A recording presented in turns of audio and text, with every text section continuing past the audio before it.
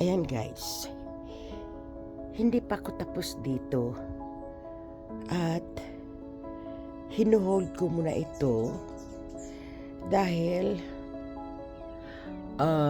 nagpagupit muna ako guys kasi ang haba na ng buhok ko at nagpakulay ako ng buhok at Mother's Day nga. So hinold ko muna ito at may ginawa kasi akong video nito. So ngayon, ayun si Charlie guys. So ngayon, ma-hold uli ito kasi kailangan kong dalhin ang kutsi para mag-smog test. So ganun guys, hold lang.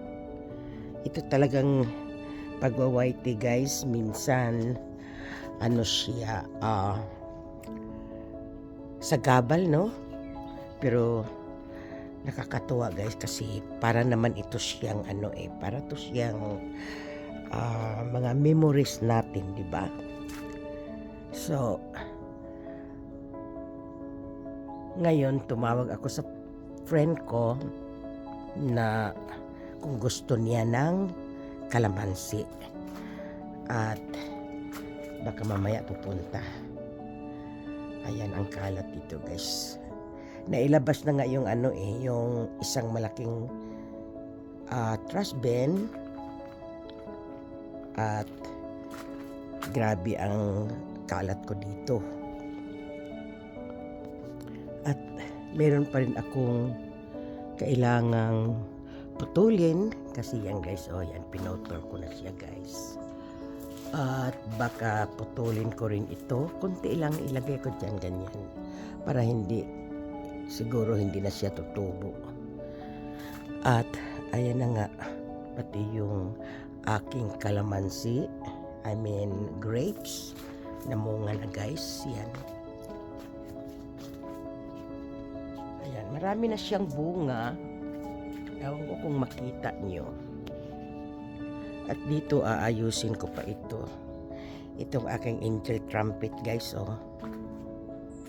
Ang ganda ng bulaklak niya guys, yan.